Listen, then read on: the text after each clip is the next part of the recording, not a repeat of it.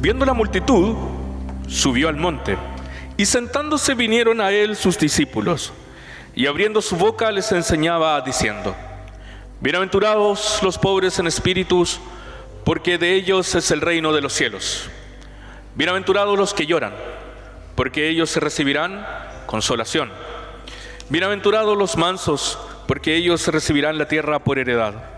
Bienaventurados los que tienen hambre y sed de justicia, porque ellos serán saciados. Bienaventurados los misericordiosos, porque ellos alcanzarán misericordia. Bienaventurados los limpios de corazón, porque ellos verán a Dios. Bienaventurados los pacificadores, porque ellos serán llamados hijos de Dios. Bienaventurados los que padecen persecución por causa de la justicia, porque de ellos es el reino de los cielos. Bienaventurados sois cuando por mi causa os vituperen y os persigan y digan toda clase de mal contra vosotros, mintiendo. Gozaos y alegraos, porque vuestro galardón es grande en los cielos, porque así persiguieron a los profetas que fueron antes que vosotros. Palabra del Señor. Es muy interesante escuchar una y otra vez el Sermón del Monte, porque nos invita a reflexionar sobre asuntos muy fundamentales y muy básicos de la fe cristiana. Cuando se construyeron las sociedades y los países y las naciones, siempre lo hacían en base a tener un territorio específico y dentro de ese territorio poder vivir bajo su cultura, con sus símbolos, con sus tradiciones. Y una de las representaciones simbólicas de las tradiciones y de la propia historia de las culturas se ve reflejada en un género de color que nosotros le llamamos bandera. Pero podríamos decir es un género de color o pintado, claro, pero si uno lo dice así tan simplemente, podría verse incluso hasta irónico decir: ¿cómo puede decir que es solamente un género de color? Es nuestra bandera. No es solamente un género de color, es nuestra bandera. Claramente porque invoca ese género de color con la construcción que nosotros le hemos dado a través de la historia, algo que tiene que ver con nuestra tradición. Nosotros, no sé si recuerdan cuando éramos pequeños y nos enseñaban esa canción: mi banderita chilena, banderita tricolor, el azul de mis cielos, el blanco de las montañas, el rojo del Copihue y de la sangre araucana. Pero eso simbolizaba para nosotros de que teníamos una historia, de que teníamos algo que contemplar dentro de nuestra tradición y que no podíamos olvidar de que eso representa, esa bandera, ese género con esas figuras y esos colores, representa para nosotros lo fundamental que tiene que ver con nuestra propia identidad e idiosincrasia. Por lo tanto, donde vayamos siempre llevamos esa bandera para decir que somos lo que somos y de dónde venimos. Sin embargo, dentro de lo que son las diferentes construcciones sociales, no solamente los países, siempre hay personas o grupos que tienen una propia identidad. No solamente los países, sino que también las sociedades, los grupos comunitarios, los equipos de fútbol, que son equipos con los cuales las personas también se pueden identificar. A mí, por ejemplo, me gusta la Universidad Católica, a otros les puede gustar otro equipo. Sin embargo, eso quiere decir que cada uno de nosotros tiene arraigado algo propio de los gustos y con lo cual se identifica. ¿Y por qué traigo esto a colación, hermano? ¿Por qué introduzco el mensaje con esto? Porque el sermón del monte, el sermón de la montaña, o como dice Lucas, el sermón del llano, es el sermón fundamental. La propia identidad es la piedra angular del mensaje cristiano y del cristianismo para toda la humanidad. Todo cristiano, toda cristiana puede introducirse en el pensamiento cristológico, en el pensamiento cristiano, en la idea de Jesucristo, en el ministerio de Jesucristo. Lo puede entender y comprender cuando uno revisa, analiza y hace propio el sermón del monte. Es decir, todo lo que dijeron los profetas, el Antiguo Testamento, no es que no valga, sino que tiene mucha contundencia, pero Jesucristo, con su sabiduría y con la forma tan especial de poder entregar sintéticamente y concretamente cuál es su plan para el mundo y para los cristianos, entrega el Sermón del Monte. Por lo tanto, el Sermón del Monte debe ser algo que nosotros tenemos que tener impregnado en nuestro ADN, identificado como algo primordial de lo que no solamente debemos decir, sino que hablar, vivir y convivirlo como que si fuera la premisa de nuestra vida.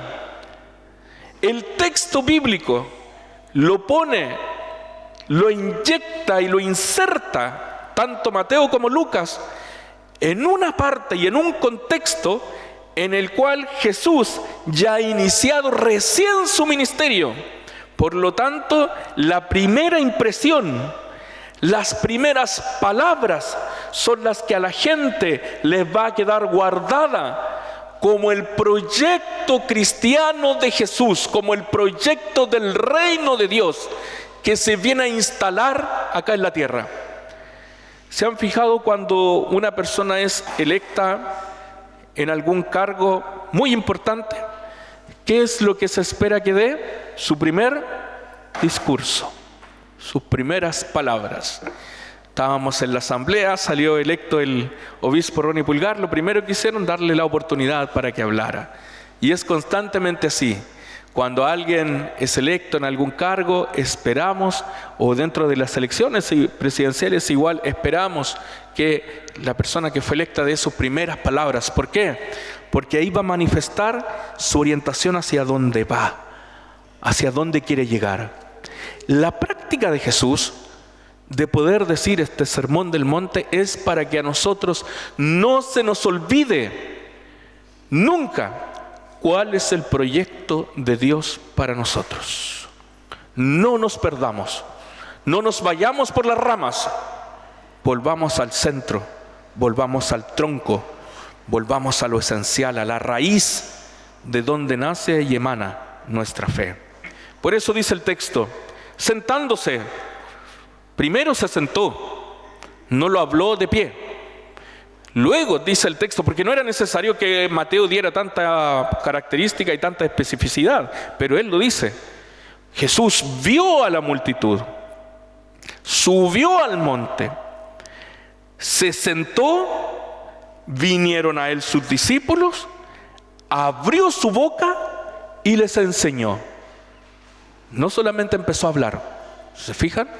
Sino que él se puso en un lugar donde pudiera haber sido escuchado, vio a la multitud, no fue una persona que ignoró lo que estaba aconteciendo, sino que por el contrario observó con quién estaba, y dentro de ese observar con quién estaba, nosotros recopilamos la idea de aquellas personas con las cuales Jesús vivía y convivía cotidianamente: pescadores, artesanos, trabajadores, esclavos, personas no libres, mujeres, viudas, personas enfermas, personas que habían sido despojadas de algunos estatus o que eran considerados pecadores. Muchos de ellos siguieron a Jesús y la mayoría quería escucharle. Y Jesús abrió la boca y les enseñó, diciendo que ellos, todos ellos, todos los que estaban escuchando el mensaje de Dios, deben ser los portadores de el proyecto del reino de Dios en la tierra. Es decir, hoy día Jesús se puede presentar también aquí delante de nosotros, y Él podría ver la multitud, vernos a nosotros, podría venir y abrir su boca y nos empezaría a enseñar diciendo todo lo que dicen las bienaventuranzas. El asunto va en primero que analizar esa propia bienaventuranza es: ¿hemos asumido realmente que Dios nos ha buscado, ha subido a un monte para vernos, para observarnos, para abrir su boca, pero no para abrirla solamente para hablar, sino que ha abierto su boca para enseñarnos. Es decir, la palabra de Dios no es una palabra solamente que puede animar nuestra conciencia. La palabra de Dios no es solamente una palabra que podrá ser un paracetamol para un dolor de un momento. La palabra de Dios es una palabra que debe nutrir nuestra vida espiritual y nuestra vida cotidiana. La palabra de Dios nutre al cristiano. La palabra de Dios es una palabra que nos enseña, y no solamente nos enseña teología o Biblia, sino que la palabra de Dios nos enseña a vivir en esta vida cotidianamente. La palabra de Dios es una palabra que nos invita a poder tomar las herramientas necesarias para poder seguir construyendo y armando nuestro camino. La palabra de Dios nos enseña, porque es Dios mismo enseñándonos a enfrentar y a vivir la vida. Por lo tanto, ¿cómo podemos ser discípulos de Dios si es que no entendemos que Dios nos habla para enseñarnos? ¿Cómo podemos ser discípulos de Cristo? ¿Cómo podemos creernos cristianos si es que ignoramos lo que dice la palabra de Dios y cómo nos confronta la palabra de Dios? Es imposible, completamente imposible creernos cristianos si es que la palabra de Dios no nos hace transformar nuestras vidas, cambiar, si es que la palabra de Dios no nos ha enseñado constantemente. Por lo tanto, nos confronta directamente con aquello que los judíos, los fariseos, los escribas y los maestros de la ley decían, que a ellos ya no había nada que enseñarles, porque ellos ya habían descubierto todo de la palabra de Dios. Sin embargo, Dios dice que nadie puede conocerlo todo sino solo Dios. Y si es que no lo conocemos todo, entonces tenemos la posibilidad de ser cada día enseñados por Dios para que crezca nuestra sabiduría, nuestro conocimiento, y se nutra nuestra vida para ser mejor. Luego de eso, luego de que podemos comprender realmente de que el Sermón del Monte está hecho como un fundamento del cristianismo y está dicho para que podamos aprender de él, entonces podemos seguir leyendo el texto bíblico. Si es que lo leemos simplemente para poder escuchar una palabra bonita, entonces no cumplirá su propósito el Sermón del Monte. Y el Sermón del Monte no son solamente las bienaventuranzas, es el capítulo número 5, 6 y 7 de Mateo. Es un gran sermón. Hoy día el texto nos confronta con las bienaventuranzas. La palabra bienaventuranza, bienaventuranza, en griego es una palabra que se escribe makarios, makarios. Y makarios significa felicidad permanente, felicidad constante, dicha, gozo, alegría, a pesar de los momentos complejos, dicha, gozo y alegría, felicidad. Es decir, el reino de Dios con las bienaventuranzas se nos presenta no como una noticia amenazante, sino como una buena noticia, como una noticia que nos debe llenar de felicidad. Hermanos y hermanas, no hemos venido al templo para que nos reten, hemos venido al templo para escuchar palabra de Dios que nos alegre la vida, que nos dé esperanza, que nos nutra, que nos ayude a comprender mejor qué es lo que quiere de nosotros. Y cuando entendemos qué es lo que Dios quiere de nosotros, debemos volver felices a nuestros hogares y a nuestros lugares. Dios ha estado con nosotros. La palabra de Dios no es una palabra que condena, es una palabra que libera. No es una palabra que entristezca a otro, es una palabra que alegra a otro. Es una palabra que transmite la alegría propia de saber de que somos parte del proyecto de Dios y que somos parte de la idea de Dios de su salvación. Por lo tanto, el que Cristo haya empezado el sermón del monte con las bienaventuranzas no es una mera casualidad, sino que al contrario es intencional. Quiere impregnar en nosotros, insertarnos en nosotros y hacernos sentir esa identidad de la que hablábamos al principio, de que el reino de Dios nos trae felicidad a nuestra vida, a pesar de las calamidades que podamos vivir y observar, a pesar de las rabias propias de los seres humanos, a pesar de las tristezas, a pesar de los encuentros y los desencuentros. Dios nos presenta un reino que trae felicidad, un reino que trae misericordia, un reino que trae paz, un reino que trae justicia, un reino que trae alegría, hermanos. El reino que nos presenta Jesús no es un reino de destrucción, sino que es un reino de construcción entre todos y para todos.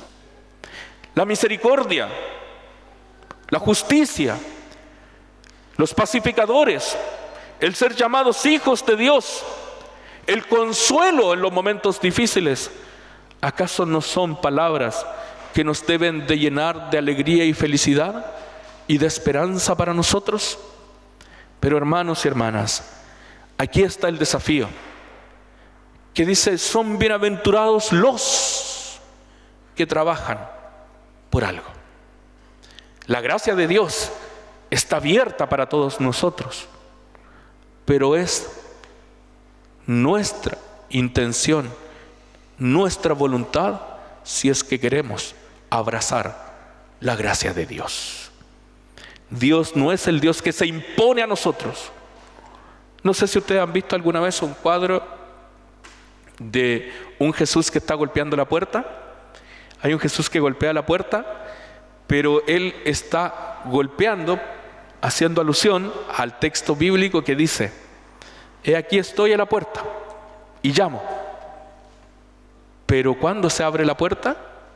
Cuando el que está por dentro de la casa tiene la intención de abrirle. El reino de Dios no se impone. El reino de Dios se acepta en el corazón, voluntariamente. ¿Cuál es nuestro trabajo en el día de hoy? Simplemente voy a nombrar algunos apéndices de las bienaventuranzas. Pobre en espíritu. ¿Cómo podemos ser pobres en espíritu, hermanos? Si pareciera hasta una palabra un poco irónica de Jesús, de que una persona pobre puede ser feliz. Pero vamos a hablar directamente de lo que quiere decir el texto. El texto está hablando de esa persona que está completamente consciente de la necesidad de Dios. Sin Dios no es nada. Con Dios lo tiene todo.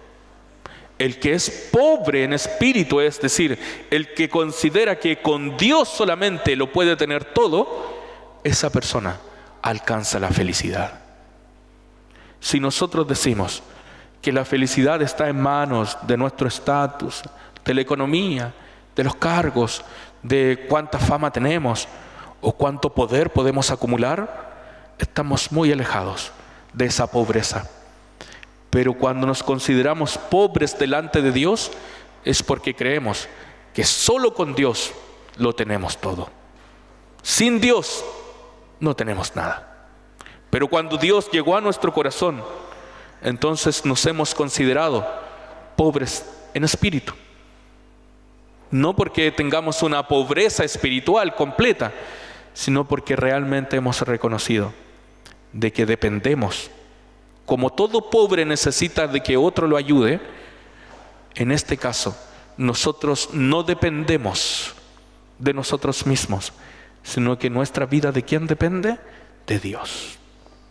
Y cuando creemos que nuestra vida depende de Dios, entonces hemos alcanzado la bienaventuranza y hemos podido decir, y podemos decir con propiedad: el reino de los cielos está en nosotros. Otra bienaventuranza nos hace pensar sobre aquellos que son pacificadores. Y lo más interesante de esta bienaventuranza es que dice que ellos serán llamados hijos de Dios. Hoy día caminamos por nuestra ciudad, por nuestra sociedad, por este mundo, y muchos pueden decir: yo soy hijo de Dios. O algunos incluso dicen: yo soy hijo de Dios, por lo tanto Dios siempre a mí me ha protegido. Sin embargo, dentro de su vida y dentro de su corazón, lo que menos han querido realizar es vivir en paz con su propia familia. Cuando somos llamados hijos de Dios, es porque estamos formando parte de una gran familia, donde Dios es nuestro Padre. Dios es el Padre, nosotros somos sus hijos. ¿Y quiénes son llamados hijos de Dios? Los que comprenden, entienden y pueden aceptar a Dios como su Padre. Sin embargo, hoy día se habla mucho de las familias disfuncionales o familias que viven diferentes situaciones. Podemos tener un montón de diferencias, hermanos, entre nosotros y entre nosotras. Sin embargo, lo que no debemos perder entre nosotros y nosotras es la capacidad de poder resolver conflictos, ser pacificadores y no buscar la confrontación ni tampoco la ruptura de las relaciones humanas y sociales entre nosotros. ¿Cuándo seremos llamados hijos de Dios? Cuando seamos pacificadores. Si es que no somos pacificadores, es decir, no solamente está en el eslogan. Ustedes recuerdan que en los años 50 y 60 estaba esta figura con los dedos que significa paz, y que hablaban mucho las culturas sociales, como los hippies, estaban hablando de la paz para el mundo. Sin embargo, ellos vivían una propia guerra interna, muchas veces, porque estaban autodestruyendo su propia vida. Ni siquiera eran pacificadores con ellos mismos. Hoy día podemos hablar mucho de la paz. Podemos tener una tremenda paloma colgada en nuestra casa como un símbolo de la paz. Podemos darnos incluso la paz del Señor en breve. Pero el Señor no nos pide solamente que hablemos de paz, sino que nos dice que debemos ser portadores de la paz y trabajar por la paz. Ser pacificadores significa dar un paso más que solamente comprender lo que decimos. Y aunque suene irónico y sarcástico, debemos luchar por la paz. Luchar por la paz. ¿Qué significa luchar por la paz?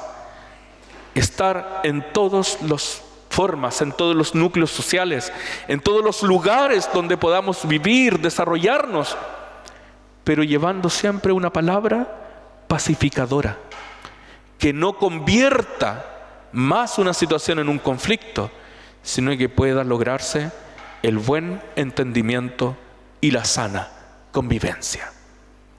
Cuando logramos eso, hermanos, podemos ser llamados hijos de Dios.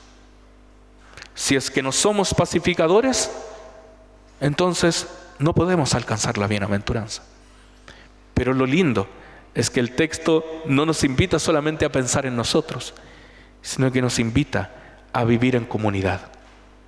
Vivir en comunidad, trabajar entre nosotros, y que aquí la persona que entre pueda entrar por esa hermosa puerta, ver este hermoso templo y ver hermosas personas que se aman. Y aquí se respira paz. Eso es. Y en tercer lugar, como para tomar solamente estos 3 ejemplos, bienaventurados sois cuando aquellos que padecen persecución por causa de la justicia. Y el texto termina diciendo lo mismo que en la primera bienaventuranza. De ellos es el reino de los cielos. ¿Quiénes son aquellos que padecen persecución por causa de la justicia? Podríamos decir, si es que somos aquellos que hacen una lectura meramente humanista y literal, contextualizada a los tiempos de hoy, podríamos decir aquellos que han hecho algún ilícito son perseguidos por la justicia. Pero el texto no habla de eso. No habla de aquellos que han cometido ilícitos y que están siendo perseguidos por la justicia. Porque podríamos decir, ¿cómo Jesús dice que el que es perseguido por la justicia porque asesinó a alguien va a ser parte del reino de Dios? No, no es eso. Cuando habla Mateo de la justicia, está hablando de la justicia del reino de Dios. Busca primero el reino de Dios y su justicia. Está hablando de la justicia del reino de Dios.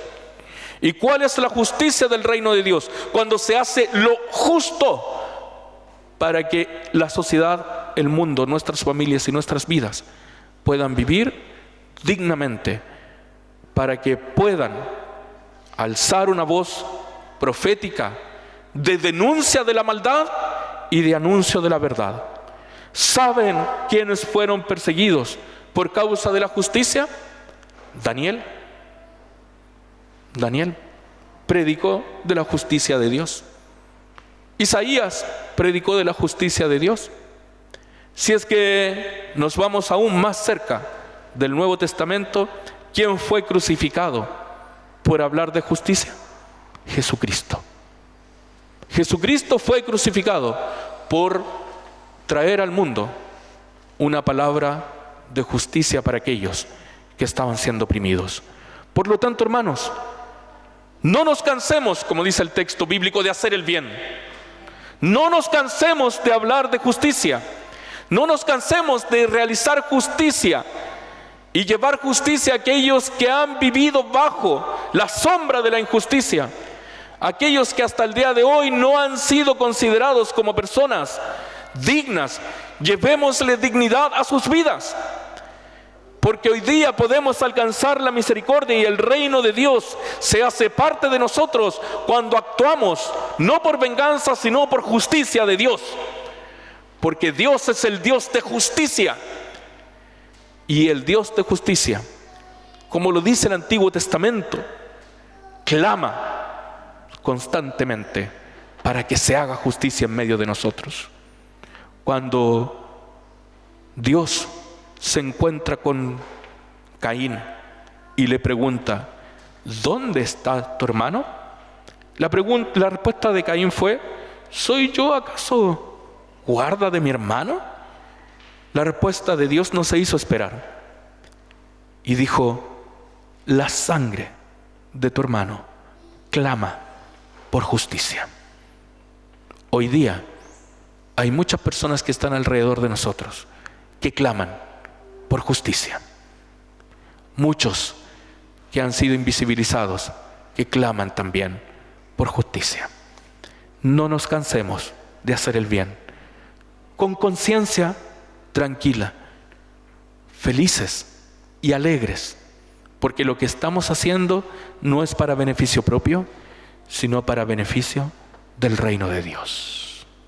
Hermanas y hermanos, no hay nada más hermoso y feliz que recibir una noticia buena de Dios. La buena noticia es que el reino de Dios no es una imposición. El reino de Dios está abierto para todos nosotros. El reino de Dios nos trae paz. El reino de Dios nos trae felicidad. El reino de Dios es una invitación a cada uno de nosotros. El reino de Dios se ha abierto por medio de Jesús, y Jesús quiere que quede claro, impregnado en nuestros corazones, así como llevamos los colores de nuestra nación, como llevamos el apellido propio, como llevamos la historia de nuestra familia, como llevamos la historia de nuestra memoria en nuestros corazones, así también llevemos en nuestro ADN el proyecto del reino de Dios. Un proyecto que cambió nuestra vida y que hizo de nuestra vida una vida mejor. Cuando compartamos el Evangelio con otros, compartamos el Evangelio de la paz, el Evangelio de la alegría, el Evangelio de la justicia y el Evangelio de la esperanza. Dios siga estando con nosotros. Oremos al Señor. Señor, damos gracias por tu palabra, y hoy día, tal como lo dice el texto que hemos leído, nos gozamos y nos alegramos, porque nuestro galardón es grande en los cielos. Gracias, Señor, porque al vivir las bienaventuranzas, al comprender que tú, Señor, nos hablas no solamente por repetir cosas o repetir leyes o repetir palabras bonitas, sino que nos hablas para enseñarnos. Siempre buscas enseñarnos lo mejor para que nuestra vida siga creciendo, para que nuestra vida pueda seguir siendo construida en base a los principios del reino de Dios que traen paz, alegría y esperanza. Gracias, Padre, en el nombre de Jesús. Amén.